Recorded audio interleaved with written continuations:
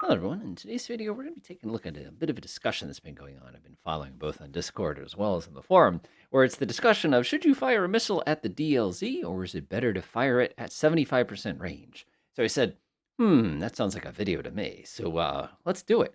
So what we're going to do today is we're going to experiment a little bit with the difference between a DLZ shot, I shouldn't say DLZ, I should say NEZ, no escape zone shot versus a good old-fashioned 75% range shot. So what we're going to do is we have ourselves a lovely S400 Sam I Am down here. And what we're going to do to him is we're going to go ahead and fire up our little doctrine real quickly here. Go to WRA. We're going to swing down to SA-21B. This is the 40N6 missile. It's not the DM, don't worry. And we're going to go ahead and reduce its range to 75% of max. And that's 161 miles, which, whoo-wee. Wow, wow, okay. That's range. What is this, a ballistic missile? It's crazy. So for targets today, of course, we have a low-altitude bomber. Of course, I picked the Vulcan because I can't think of the last time I shot one of those down. I feel like I'm leaving the Brits out or something like that. We have another Vulcan. Of course, we have a QF-16 here, and we have another QF-16 here. I love this airplane because of the fact that it keeps all the cool ECM and stuff on it, but it doesn't weigh anything because it's not carrying anything, so it makes it absolutely awesome. Helping us out today, of course, we have an E2, which has actually had a little upgrade here. It actually has an SA-2125 data link. And the reason for that is now that I can fire these missiles, I can use the Hawkeye to steer the missiles. And of course, helping the other team actually spot the incoming missiles, I have an A-50 called Don't Shoot Me Please, who's chilling out there right now. And don't worry, we'll take a look at it. So let's go ahead and see what happens first. We're going to speed up time here, otherwise we'll be here for a little while. Keep in mind, the ranges of this platform are absurd. That is putting it lightly. So we're going to just give it some time. And they're mounting these on ships now, by the way, which is like, oh, great. Now you've taken this absurdly long-range weapon and you put it on a boat. Nice. That's seems legit. Seems legit. So right now we're waiting for him to get into range. I'll go ahead and click on him real quick. So 75% of range, would you say 161? So I'm guessing this guy is going to be our first victim today. So let's see what happens here. Continue cruising, and whoosh, that missile's going to get launched in just a second, I'm sure. Remember, oh, there it goes, just like I promised. Let's see here. So if we measure this range real fast, yeah, about 161 miles. That's a shot. So we'll see what happens here. We can also see that our low altitude shark was also engaged. One thing I wanted to point out here is because this guy's operating at super low altitude, I'm actually using the Hawkeye to guide the missile here. Whoa, whoa, whoa, whoa. I think I sped up a little bit fast there. We can see one of the bomber got blasted. We can see these two guys are still waiting to be struck. But the cool thing that we probably picked out here is basically nothing missed so far in this portion of the engagement. So we'll give it some more time. Our QF-16s are going to be a little bit harder to hit here. And right now, let's see, the closest one is about 124 miles. So that's still way past. Curse splattered. No chance at all for that hit there. And then we have our last QF-16. Obviously, F-35 is going to be a different story here. Oh, what? Splats. So let's see what we did. I believe that was pretty one-sided. We went through all the enemy aircraft, and we fired a total of 6 growlers here. That's not bad. So I think one missed the bomber, the other one missed the fighter. So we did fantastic. The closest the targets got to us at any given time, even at low altitude, was 110.3 miles. So 75% range, 110. Everybody remember 75, 110. Remember 75, 110, because I will not remember. So we're going to go back to our team here. We'll reload the scenario one more time. I'm going to press Control-Shift-F9, and this time we're going to do is we're going to set it to NEZ, which basically says no escape zone. And for the sake of fish now, we're going to leave that alone too. No escape zone, I like that. No escape zone, not that I need to change this. Oh, it looks good, that looks good, that looks good, that looks good. All right, fantastic. So now no escape zone is obviously going to be completely based on range. By the way, if you're wondering how I'm able to instantly identify these targets as what they are, it's because if I go up to sides here, you can actually see that my blue guys are currently on auto side and unit mode. It just makes it a little bit easier for this process. So this will be interesting because I'm not actually sure when they're going to fire the weapon. So we'll go ahead and speed up time a little bit here, and we can see the aircraft are springing towards. Let's see here. We have a range of, let's see, it's going to be about that. So it's probably, I'm guessing somewhere around here. I'm guessing the bombers are going to be somewhere out here. So we'll see what happens here. All right, we're closing. Sam I Am has got his hands on the trigger. He's got his pocket. Oh boy, here we go. You guys going to fire? Oh, there it is. Okay, fine. So our first target was engaged at 114 nautical miles, which is 60% of range, I think. This is the high altitude bomber that we fired at here. So weapons on the way. If you've never seen this thing fly, by the way, which probably most of us haven't, they fly in a very, very, very tall arcing trajectory, and it's like the most bizarre thing you'll ever see. So if I actually open this up real quick, you can see just how high this thing goes before it basically turns around and then it comes back down to Earth and surprises the pants off this guy right here. Keep in mind the other side knows they've been fired upon because I have the little mainstay state is helping us right now. And that's a hit. Gone. If we actually take a look at the stats there, we can see that our high altitude bomber vanished. But the key thing here is our probability of hit was about 68 compared to what was that, 59, 60? So slightly better probability at the closer distance. The problem, though, is if you're looking at my F-16s right now, they're getting within SDB range right now, and I still have not taken the shot, nor have I, been able to shoot them down. Well, obviously, if I don't take the shot, I can't shoot them down. All right, so we're getting really, really, really close now. This is, I mean, you can fire an SA-2 at a distance like this. Holy smoke. Well, not really. SA-2 would be about here. I just forget how effective this platform is. And we're still waiting. We're still waiting. Not going to pull that trigger. Oh, boy. Guys, they're getting within Maverick distance. We should probably take the shot. Of course, this is harm distance, by the way. So, you gonna fire? Even the bomber is getting close, man. Oh, boy. Oh, boy. I think the F-16s are just going to come right up on knock here. And again, this is the upside downside to NEZ. All right, so we got. So that was a range of about 26 nautical miles. And if this were DCS, I would be turning around and aiming at the ground as hard as I could because I know I cannot outrun that at that distance. The good news, though, is if this guy were a quick pilot, he'd go into the thick part of the atmosphere to try to suck all the energy out of that missile and try to break line of sight. Not going to happen in the middle of the big Great Lake here. Let's see. Actually, this isn't a Great Lake. You know where we are. Arctic Ocean. There we go. And I don't think this guy's going to survive. Oh, just went right by him. And notice, by the way, we're at a distance of 18 nautical miles. And we're well within SDB range at this point. And our F-16 buddy finally got smacked. And I can see he got smacked pretty darn close here. So again, our no escape zone launch, we worked. It just last possible second to take that shot. And also notice that our bomber here, depending on what the bomber would be armed with, he could have been in range at this point to drop her, especially like a cruise missile or something. All right, he's 100. Wow, that's low. 100 feet? I am so impressed. That is a good bomber crew.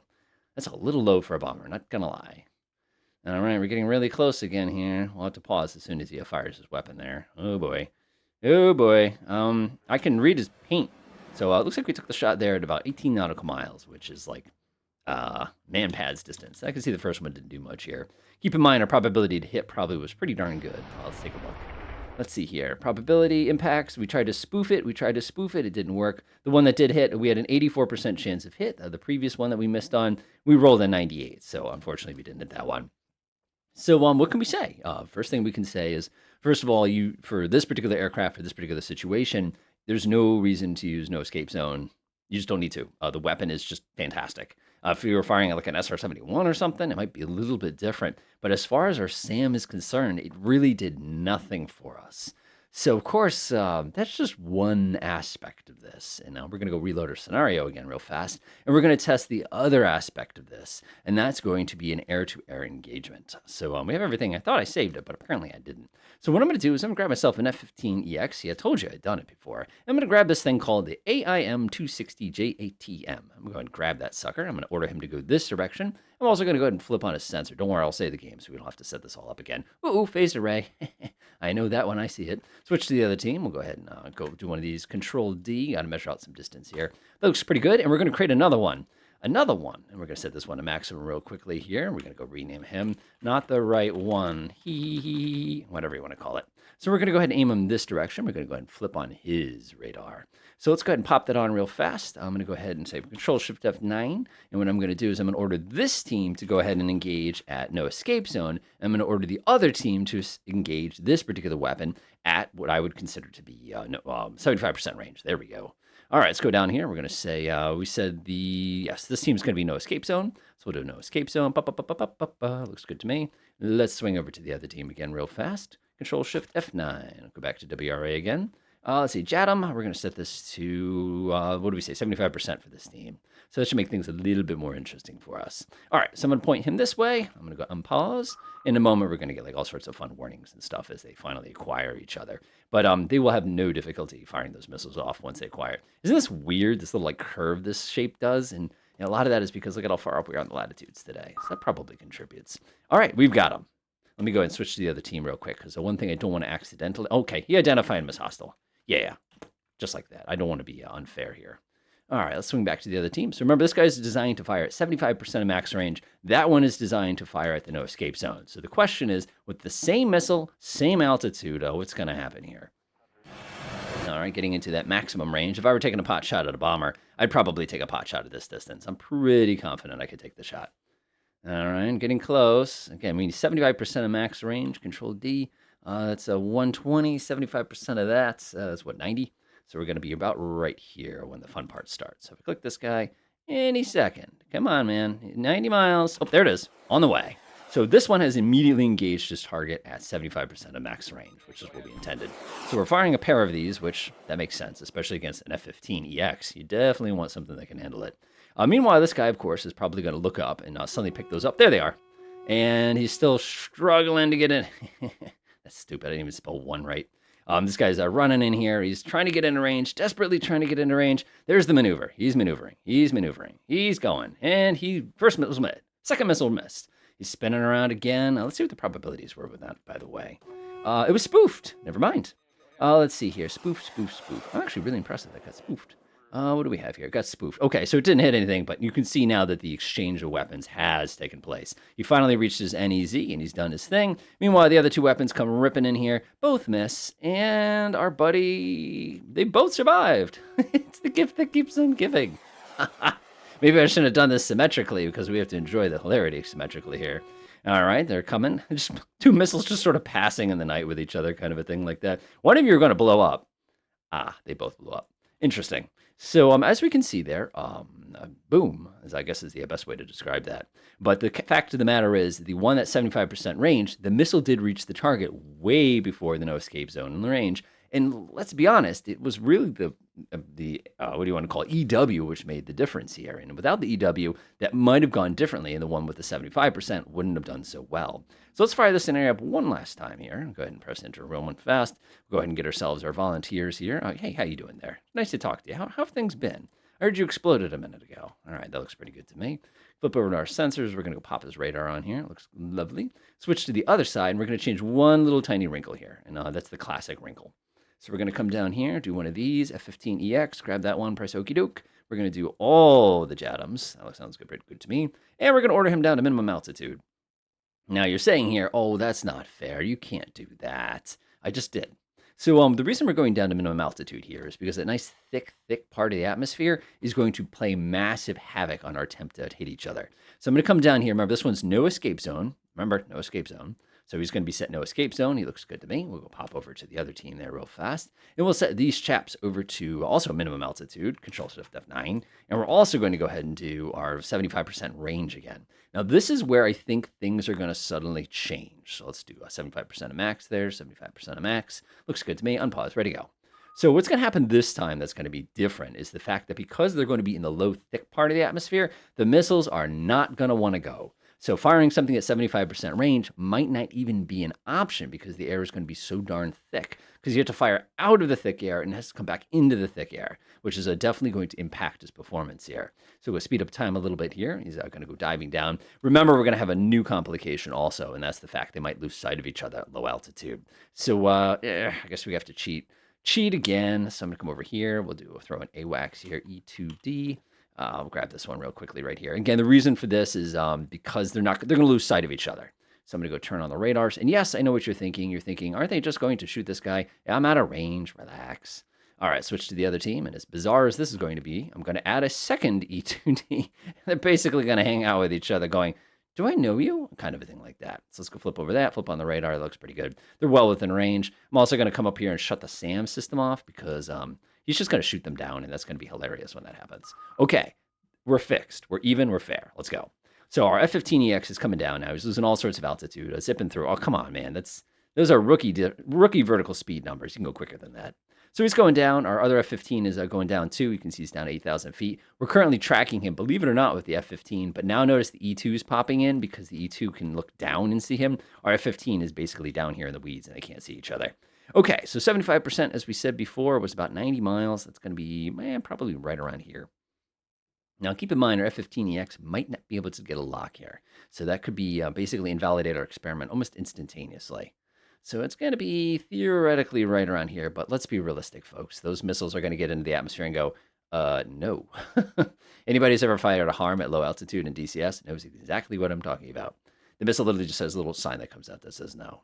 All right, here we go. So we're still not firing. We're definitely struggling here. Shift F1. I wonder if it's a illumination issue here. Obtain, cannot fire, illumination issue. It's an illumination issue. So our F-15 can't see the other F-15. So as a result, they're both going to end up right on top of each other, and it's basically going to invalidate my entire experiment again. So we have to think about this. And again, maybe this is relevant. This is relevant. We want to see what happens here. So we keep cruising. Oh my gosh, it's quite a bit less than 75% of max range here. But keep in mind, it's a line of sight issue that we're suffering with right now. We either need those other guys to kind of jump in and help us out, which is ironic because I think the AWACS, some of those can, or we're going to have to get a little closer. But I know how this is going to end already. I can already see it. And everybody's watching. Oh! And now notice the moment they got into range of each other, they both went and did one of those kind of a thing like that. So, okay, so our F-15 turns around, jams on it, which is the correct thing to do, by the way, and gets blown up. And so does the other one. Okay, so that experiment is completely invalidated. S'il vous plaît. All right, all fixed. So as we can see now, we have our two F-15s, but this time I changed it. So they're both packing AIM-120s this time. And the reason I went with AIM-120s is because our little lovely, remember those cool little Hawkeyes we put up there? They all have cooperative attack. So what basically is going to happen is our F-15 is going to fire it, and the E-2, which is chilling just north of us now, is actually going to guide it. So I think we're all going to see my conclusion way before we get to it. But anything could happen, so let's enjoy the show, as they like to say. So our F-15's coming in. He's at maximum range now. Keep in mind we're working with AMRAAMs here, so we're no longer 150 miles. We're 90 miles, so we're probably looking somewhere around the 65, 75 range. Remember, he's still set to fire at 75% max range here. So he's getting a little bit close. It's a little close. Are you sure you don't want to take that shot? Let's see here. We need another CEC quality, high quality lock. Does this not count as a high quality lock? Because last I checked, I believe they do have the communication capability to do this. So let's hit our Hawkeye real quickly here. Let's see. We have a two-way data link on this one.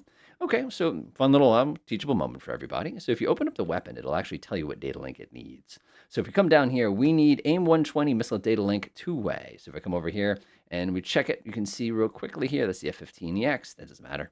If I click this one real quickly here and go back to sensors, you'll see AIM-120 data link. So we do have the correct data link. So what I will do is I will move them a little bit closer. Just again, we're trying to be fair. We're trying to make this the easiest we can. I really wish there was a built-in like debugging mode where we can turn something invisible.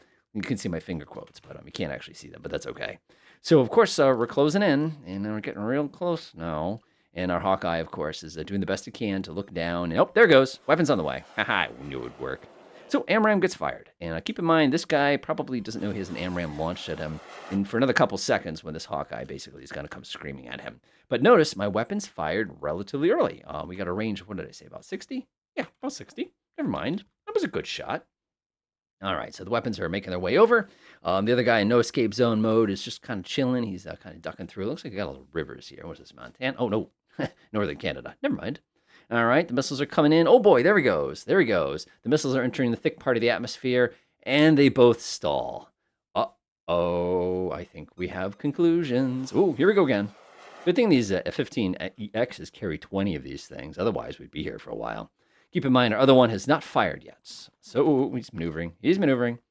So at least we're keeping pressure on him as we try to get in range. So let me go ahead and move this guy down again. Try to be as fair as I can here. Go back to blue team. Let's see here. That weapon is certainly making a determined effort to chase down this other guy here. Come on. Come on. Meanwhile, this guy's just like, come get me. Oh, he turned at the wrong time. Oh, look at that missile go right by his windshield. Haha, I win. I'm going to come back at you with my no escape zone missile launch. No. Oh, there it is. And the action begins once again. Oh, boy. Okay, we've seen this one before. Oh, look at that right turn that took. That was awesome. Oh. That's cooperative weapons for you. What are you going to do? All right, conclusions. So a couple things come out right away. First of all, if you're dealing with a very long-range, high-velocity SAM, which has a tremendous amount of energy, it doesn't matter. 75% range is fine. It's going to work. Like, legitimately, it'll be fine. Just leave it at 75. There's no reason to leave it at 100, in which case it'll waste missiles. There's no reason to put it at no escape zone, in which case it'll wait too long. I think we can conclude that pretty definitively. Air-to-air is a little different. When you're at high altitude, that 75% launch basically gets you a freebie waste of missiles on your part. And then when they're close to no escape zone, that's when they actually start killing each other. So I guess from a tactical perspective, if you could get them to turn around and then accelerate really hard and then get that second shot in before they can turn around and fire their first shot, you could probably make that work. But again, it's like all modern combat. Whoever runs out of missiles first loses. But hopefully you can kind of see the differences here. And then my final conclusion I want to say is low altitude.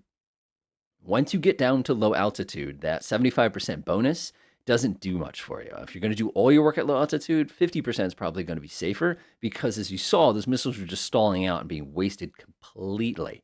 Now, if this were in the middle of fog and you couldn't see the incoming missile, you probably could get away with a 75% shot. But again, we had a lot of help to identify those incoming missiles to give us time to maneuver. So that's going to be another thing to do.